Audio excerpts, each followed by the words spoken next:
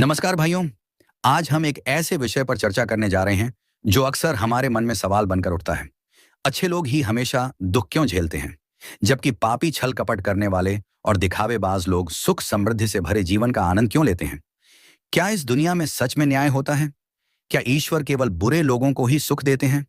यह सवाल जितना सरल लगता है, इसका उत्तर उतना ही गहरा और रहस्यमय है।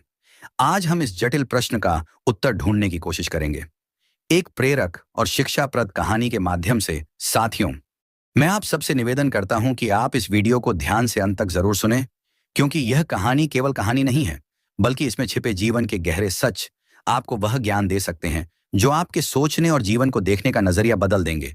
तो चलिए इस कहानी की शुरुआत करते हैं। बहुत समय पहले की बात है। एक गांव में रमेश नाम का एक सरल और ईमानदार लड़का रहता था। रमेश का स्वभाव बहुत ही शांत और जिज्ञासु था। वह अपने आसपास की दुनिया को बड़े ध्यान से देखता और हर चीज पर गहराई से सोचता था। रमेश को एक बात हमेशा परेशान करती थी। उसने देखा कि जो लोग सच्चाई और ईमानदारी के रास्ते पर चलते हैं, दूसरों की मदद करते हैं, उनके जीवन में दुख और तकलीफें लगातार बनी रहती हैं। वहीं दूसरी ओर जो लोग झूठ बोलते हैं, धोखाधड़ी करते हैं और पाखंडी होते हैं, वे खुशहाल और सफल नजर आते हैं। कबीर का मन यह देखकर बार बार उलझ जाता था। वह सोचता, क्या सच में भगवान ऐसे लोगों के साथ अन्याय करते हैं जो अच्छे हैं? उसके भीतर यह प्रश्न गहराई से बैठ चुका था, लेकिन कोई समाधान नहीं मिल पा रहा था। कुछ समय बाद उसी गांव में एक प्रसिद्ध ज्ञानी संत जी आए। उनके प्रवचन और ज्ञान की चर्चा नगर भर में हो रही थी। रमेश ने निश्चय किया कि क्यों ना अपने मन की यह उलझन संत जी के सामने रखी जाए। शायद वे इस जटिल प्रश्न का उत्तर दे पाए। अगली ही सुबह रमेश उनके पास गया। वह श्रद्धापूर्वक उनके चरणों में झुका और बोला, संत जी, मेरे मन में एक ऐसा प्रश्न है जिसने मुझे कई दिनों से बेचैन कर रखा है। मैं देखता हूं कि जो लोग सच्चाई, ईमानदारी और भलाई के रास्ते पर चलते हैं, उनके जीवन में दुख और परेशानियां आती रहती हैं, जबकि पाखंडी, धूर्त और बुरे कर्म करने वाले लोग बिना किसी परेशानी के सुखपूर्वक जीवन बिताते हैं। कृपया मुझे बताइए, आखिर ऐसा क्यों होता है? संत जी ने उसकी बात को बड़े ध्यान से सुना। फिर वे मुस्कुराए और बोले, बेटा, यह संसार उतना सरल नहीं है जितना बाहर से दिखाई देता है। यह जगत एक जटिल बनावट की तरह है। अगर तुम इसे समझने की कोशिश करोगे तो यह और भी उलझता जाएगा। लेकिन हाँ, मैं तुम्हें एक ऐसी कथा सुनाता हूं जो शायद तुम्हारे इस सवाल का उत्तर दे दे। बहुत समय पहले की बात है। एक गांव में एक विधवा औरत रहती थी। उसके 4 छोटी छोटी बेटियां थीं। उसका पति कई वर्ष पहले ही स्वर्गवास हो गया था और परिवार की सारी जिम्मेदारी अब उसी के कंधों पर थी। वह स्त्री बेहद परेशान थी। उसके पास कोई सहारा नहीं था। वह दिन रात चिंता में डूबी रहती थी कि अपने बच्चों का पालन पोषण कैसे करें। वह ना तो उन्हें अकेला छोड़कर कहीं काम पर जा सकती थी, ना ही समाज से उसे कोई सहानुभूति मिलती थी। ऊपर से समाज के ताने और लोगों की बातें उसके जीवन को और भी कठिन बना देती थीं। वह अपने दुखों को सहते सहते धीरे धीरे बीमार पड़ने लगी। बच्चियों का भविष्य उसकी सबसे बड़ी चिंता बन चुका था। धीरे धीरे उसकी हालत इतनी बिगड़ गई कि उसका अंतिम समय निकट आ गया। उसकी मृत्यु का समय आते ही यमराज ने अपने दूत चित्रगुप्त को भेजा कि वे जाकर उसके प्राण ले आए। चित्रगुप्त जब वहां पहुंचे तो उन्होंने देखा कि वह औरत बिस्तर पर लेटी हुई थी और उसकी 4 मासूम बेटियां उसकी गोद में सिर रखकर रो रही थीं। उन बच्चियों की हालत देखकर चित्रगुप्त का हृदय पिघल गया। वे सोचने लगे, अगर मैं इस मां के प्राण अभी ले लूंगा तो इन मासूम बच्चियों का क्या होगा? कौन इनका सहारा बनेगा? यह निर्दयी और स्वार्थी दुनिया इनकी मदद कभी नहीं करेगी। कुछ देर विचार करने के बाद चित्रगुप्त ने फैसला किया कि वे उस औरत के प्राण लिए बिना ही यमलोक लौट जाएंगे। जब चित्रगुप्त यमलोक पहुंचे, यमराज ने उनसे पूछा, तुम खाली हाथ क्यों लौट आए? क्या तुम उस औरत के प्राण लेने नहीं गए थे? चित्रगुप्त ने सिर झुका लिया और उत्तर दिया, हे स्वामी, क्षमा करें, मैंने उस औरत के प्राण लेने का साहस नहीं कर पाया। जब मैं वहां पहुंचा तो उसकी 4 छोटी बच्चियां अपनी मां से लिपटकर करुणापूर्वक रो रही थी। अगर मैं उसकी आत्मा लेकर आ जाता तो उन मासूमों का क्या होता? इस संसार में कोई भी उनका सहारा नहीं बनता। मैं आपसे निवेदन करता हूं कि उस औरत को कुछ समय का जीवन दान दीजिए ताकि वह अपनी बच्चियों को बढ़ाकर आत्मनिर्भर बना सके। उसके बाद आप उसकी आयु समाप्त कर सकते हैं। चित्रगुप्त की बातें सुनकर यमराज ने गहरी सांस ली और बोले, हे चित्रगुप्त, इस सृष्टि के नियम अटल हैं। कोई भी प्राणी अपनी मृत्यु के निश्चित समय से पहले या बाद में इस संसार में नहीं रह सकता। ना तो कोई आयु घटा सकता है और ना ही बढ़ा सकता है। तुमने सृष्टि के नियम का उल्लंघन किया है और यह एक गंभीर अपराध है। इस गलती के लिए तुम्हें दंड अवश्य भोगना पड़ेगा। चित्रगुप्त यह सब सुनकर हाथ जोड़कर विनम्रता से यमराज से बोले, हे प्रभु, मेरे द्वारा किए गए अपराध के लिए क्षमा करें। कृपया मुझे बताइए, मेरा उद्धार कब और किस प्रकार होगा?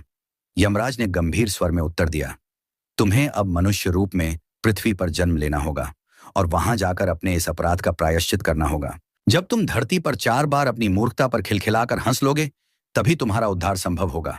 यह कहते ही यमराज ने चित्रगुप्त को धरती पर भेज दिया। पृथ्वी पर आकर चित्रगुप्त ने स्वयं को नग्न अवस्था में सड़क किनारे पड़ा पाया। मृत्यु लोक के नियम के अनुसार जब कोई प्राणी जन्म लेता है तो वह बिना वस्त्रों के आता है। ठंड से कांपते हुए वह असहाय पड़ा था। उसी समय वहां से एक किसान गुजर रहा था जो अपने बच्चों के लिए गर्म कपड़े खरीदने निकला था।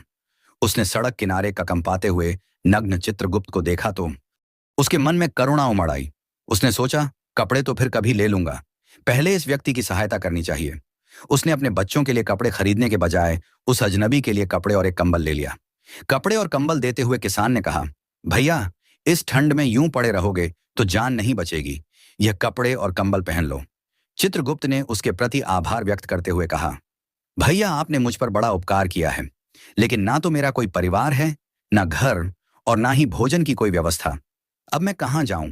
किसान ने सहजता से कहा, यदि ऐसा है तो मेरे साथ चलो, मैं तुम्हारे खाने पीने और काम की व्यवस्था कर दूंगा। किसान चित्रगुप्त को अपने घर ले गया, लेकिन जैसे ही घर पहुंचा, उसकी पत्नी ने देखा कि वह बच्चों के लिए कपड़े लाने के बजाय किसी अजनबी को घर ले आया है।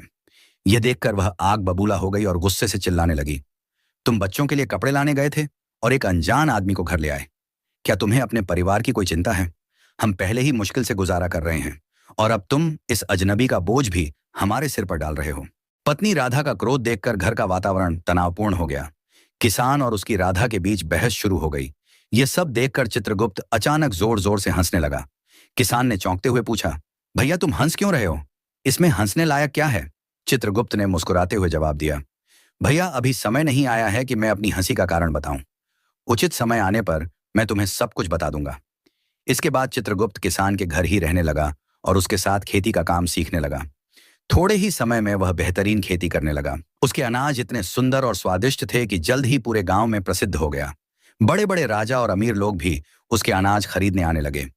किसान का भाग्य चमक उठा और उसके घर में कभी धन की कमी नहीं रही। एक दिन राजा का एक सिपाही कीमती सामान लेकर किसान के पास आया और बोला, सुनो किसान, हमारे महाराज चाहते हैं कि इसी अनाज से उनके लिए कुछ विशेष बनाए जाएं। यह सामान अत्यंत कीमती है, ध्यान रहे इसमें कोई गलती ना हो। सैनिक के जाने के बाद किसान ने चित्रगुप्त से कहा, भैया, यह काम बहुत जिम्मेदारी का है, जरा भी चूक हुई तो हमारे लिए मुसीबत खड़ी हो जाएगी। इस सामान से केवल कुछ अनोखा ही बनाना, अगर गलती से भी कुछ और बना दिया तो राजा हमें कठोर दंड देंगे। किसान की इतनी समझाइश के बावजूद चित्रगुप्त ने जानबूझकर उस सामान से कुछ गलत ही बना दी। या जब किसान ने यह देखा तो उसका चेहरा पीला पड़ गया। घबराहट में उसने चित्रगुप्त से कहा, तूने क्या कर डाला? मैंने तुझसे बार बार कहा था कि कुछ अलग बनाना है, लेकिन तूने कुछ और बना दिया। अब राजा हमें दंड देंगे और हमारा पूरा परिवार संकट में पड़ जाएगा। किसान का भय और क्रोध देखकर चित्रगुप्त फिर जोर जोर से हंसने लगा। किसान ने झल्लाते हुए कहा, अरे मूर्ख, सारा काम बिगाड़ दिया और अब हंस रहा है। चित्रगुप्त ने शांत स्वर में कहा, भैया, चिंता मत करो, समय आने पर तुम्हें सब पता चल जाएगा। इसी बीच सैनिक फिर से आ गया और बोला, सुनो किसान, कल मैंने जो सामान दिया था उससे कुछ मत बनाना। हमारे महाराज का निधन हो गया है। हमारे राज्य की परंपरा है कि अंतिम संस्कार के समय दिवंगत व्यक्ति को चमड़े की चप्पल पहनाई जाती है, इसीलिए उसी सामान से चप्पल ही बनाना। यह सुनकर किसान के चेहरे पर आश्चर्य और राहत का भाव आ गया। ऐसा लगा मानो उसके मृत शरीर में प्राण लौट आए हों। उसका डर काफूर हो गया। उसने हाथ जोड़कर चित्रगुप्त के चरण पकड़ लिए और माफी मांगते हुए बोला, भैया, मैं तो तुम्हें कोस रहा था, लेकिन तुमने तो हमारी जान बचा ली, मुझे क्षमा कर दो। यह देखकर चित्रगुप्त फिर जोर से हंसने लगा। किसान ने फिर पूछा, भैया, अब तो बता ही दो, आखिर तुम क्यों हंस रहे हो? चित्रगुप्त ने मुस्कुराते हुए उत्तर दिया, भैया, जब सही समय आएगा मैं तुम्हें अपनी हंसी का रहस्य अवश्य बता दूंगा। अगले दिन किसान की दुकान पर 4 लड़कियां एक बुढ़िया के साथ आईं। वे चारों अपनी शादी के लिए कुछ सामान लेने आई थीं। चित्रगुप्त ने लड़कियों को देखते ही पहचान लिया। उन्होंने मन ही मन सोचा कि यह वही बालिकाएं हैं जिनकी मां के प्राण लेने से मैंने उस समय मना कर दिया था और इसी वजह से मुझे सजा भुगतनी पड़ी थी। पर अब यह सभी बड़ी हो चुकी हैं, सुंदर और अच्छे परिवार की लगती है।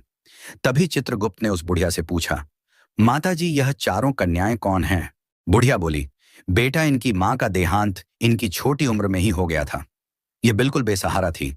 तब मैंने इन्हें अपने पास रख लिया। मेरे पास अपार संपत्ति है, लेकिन दुर्भाग्य से मेरा कोई अपना नहीं है। इसलिए मैंने इन्हें पढ़ाया, लिखाया और अब इनका विवाह प्रतिष्ठित परिवारों में करने जा रही हूं। यह सुनकर चित्रगुप्त सोचने लगे, सचमुच भगवान की योजना हम मनुष्यों की सोच से कहीं श्रेष्ठ होती है। यदि उस समय उनकी मां जीवित रह जाती तो शायद यह तीनों बेटियां गरीबी में ही जीवन बिताती। मगर आज इस बुढ़िया की बदौलत इनका जीवन समृद्ध और उज्जवल हो गया है। यह सोचकर चित्रगुप्त अपनी तीसरी मूर्खता पर जोर जोर से हंसने लगे। किसान ने उत्सुकता से पूछा, भाई आप किस वजह से हंस रहे हो? कृपया बताइए। चित्रगुप्त ने उत्तर दिया, भाई मैं तुम्हें अपनी हंसी का कारण बताता हूं। मैं चित्रगुप्त हूं। जब यह चारों लड़कियां छोटी थीं तब उनकी मां की मृत्यु का समय आ गया था। लेकिन उन मासूम बच्चियों पर दया कर मैंने उनकी मां के प्राण नहीं लिए। उसी कारण यमराज ने मुझे श्राप देकर पृथ्वी पर भेज दिया। मैं यहां निर्वस्त्र सड़क किनारे पड़ा था, तब तुमने मुझे अपने घर ले आए। घर पहुंचने पर तुम्हारी पत्नी राधा ने तुम्हें खूब डांटा, क्योंकि तुमने अपने बच्चों के कपड़ों के लिए रखे पैसों से मेरे लिए कंबल और वस्त्र खरीद लिए थे। उस समय मैंने पहली बार तुम्हारी पत्नी राधा की मूर्खता पर हंसी की थी। वह छोटी सी हानि पर दुखी हो रही थी, जबकि उसे यह नहीं पता था कि तुम्हारी उस भलाई के कारण तुम्हारे घर का भविष्य बदलने वाला है। दूसरी बार मुझे तुम्हारी मूर्खता पर हंसी आई, जब तुम मुझ पर राजा के लिए जूते की जगह साधारण चप्पल बनाने के लिए क्रोधित हो रहे थे। तुम्हारा ध्यान केवल राजा के जूतों पर था, जबकि पूरे नगर में यह समाचार फैल चुका था कि राजा की मृत्यु हो चुकी है। तुम केवल वर्तमान घटना देख रहे थे, लेकिन भविष्य की सच्चाई से अनजान थे। सच यही है कि हम केवल वही देखते हैं जो हमारे सामने घटता है, लेकिन परमात्मा उन घटनाओं को जानते हैं जो भविष्य में हमारे लिए लिखी होती हैं। कभी कभी ईश्वर हमारी जिंदगी में ऐसी घटनाएं करते हैं जो प्रथम दृष्टि में बुरी लगती हैं, लेकिन उनका परिणाम हमारे लिए हितकारी होता है। मनुष्य अक्सर तत्काल बुराई देखकर परमात्मा को दोष देता है, लेकिन हम उस भलाई को नहीं देख पाते जो समय के साथ हमारे जीवन में प्रकट होती है। कई बार हमारे साथ जो अच्छा लगता है उसका परिणाम भविष्य में बुरा भी हो सकता है। इसीलिए हर घटना में अच्छा और बुरा दोनों पहलू होते हैं। हमें हर परिस्थिति को ईश्वर की इच्छा मानकर स्वीकार करना चाहिए।